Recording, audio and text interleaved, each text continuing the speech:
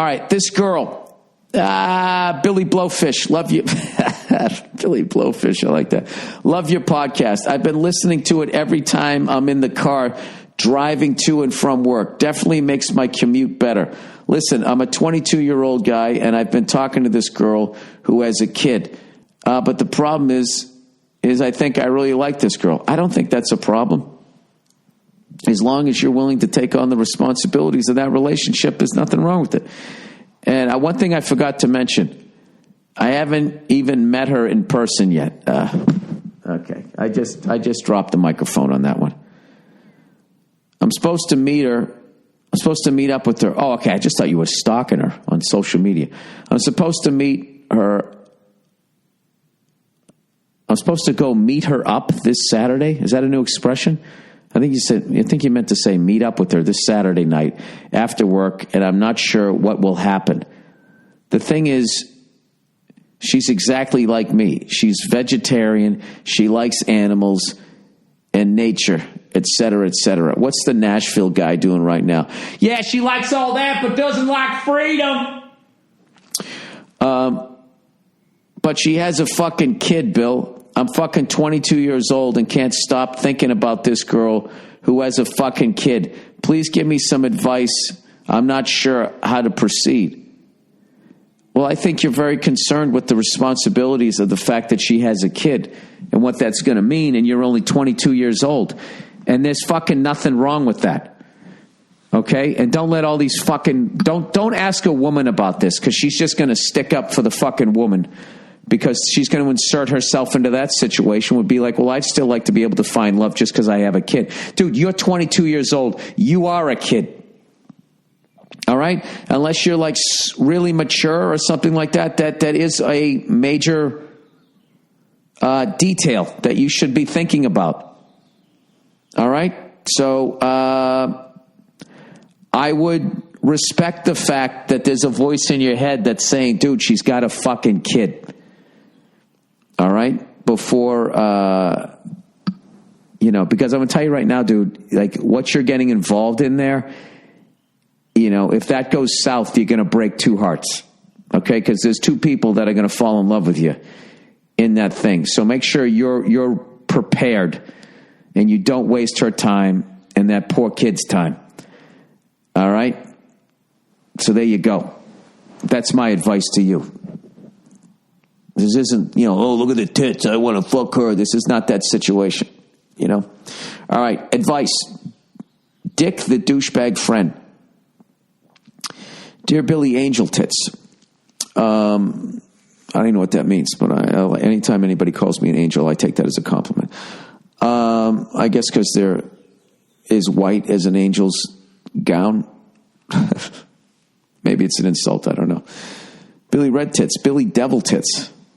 You can go either way on that. Love the podcast. Thank you. Since you're always offering great wisdom and words to live by, I'm really not. I'm a fucking moron, and you guys listen to me for some reason. Maybe you can help me out with this one.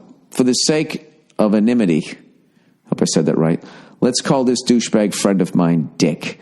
Dick is the kind of person that can get annoying and touchy towards women when he's drunk, to the point where it starts to border on harassment. It's always weird. It always weirds me the fuck out, and I don't know how to address this behavior. Simple. Be like, hey, Dick, will you fucking knock it off? What's wrong with you? Keep your hands to yourself. He goes, a few weeks ago, we met this 18-year-old girl at a bar. What the fuck's she doing at a bar? Which we had a great time with. We all went to Dick's house afterwards for a couple more drinks, and Dick tried to make some moves on this girl. He couldn't get into her pants that night, however. However, last Friday he did. Now, this is where it gets crazy. The next day, he took the girl to a yearly festival to celebrate Liberation Day, where he and I and a whole bunch of friends had planned to meet up. This is obviously from another country. I don't know, Liberation Day. She basically only knew me and him. About 15 minutes into meeting each other there, the girl started puking up foam. As it turns out, she hadn't eaten all day and had popped a pill of ecstasy, which he had given to her. Oh, my God. He didn't seem to care what was happening, so I decided to take her to the bathroom area to clean her up, and I brought her some water, and then we went back to look for Dick. Well, why would you take her back to him? When we finally found him, let me guess, he was trying to hook up with somebody else. I told Dick, like, dude, she hasn't eaten all day, man. She was puking back there, and you should get her something to eat.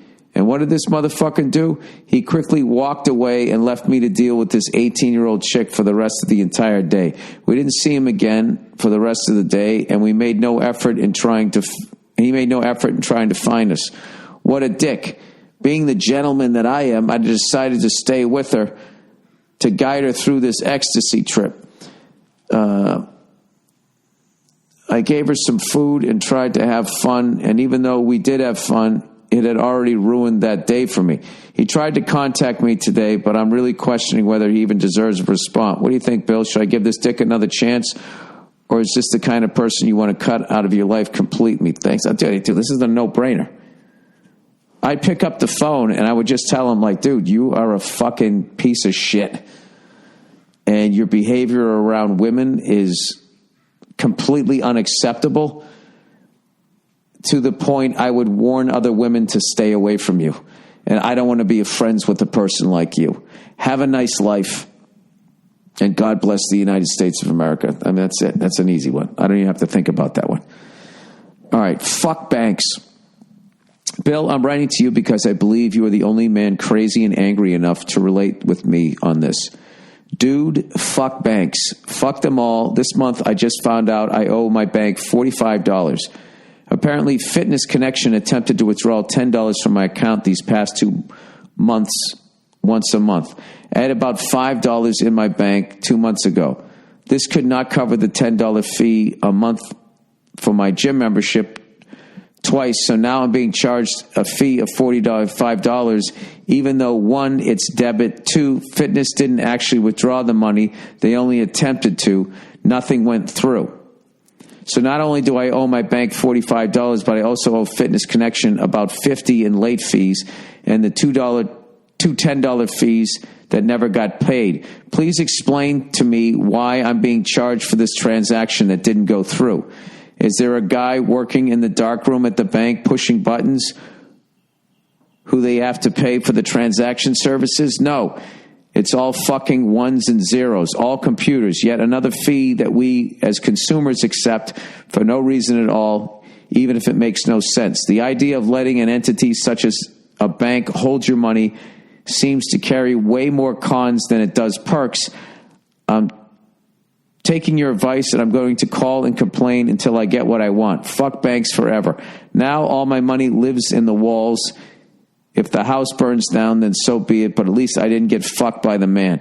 Keep the good work and good luck to your Celtics. Jason Tatum is looking like a baller. All right. I agree with a lot of things you're saying there, but what you didn't take responsibility for was your own actions that led to this. All right? If you know that you owe your gym $10 a month, you're going to have to fucking have that in your bank account. You didn't have that.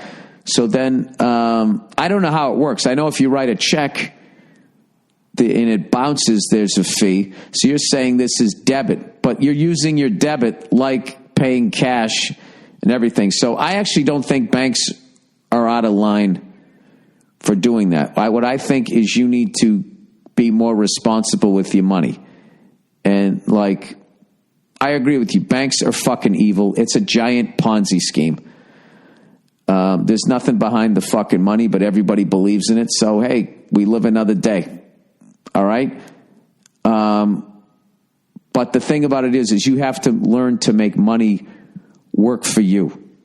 And if you don't understand money, the wonderful thing about the internet is if you stop, reading people screaming about politics or watching online porn and all of that shit, which I've been guilty of all of that stuff, there's actually a lot of things that you can learn.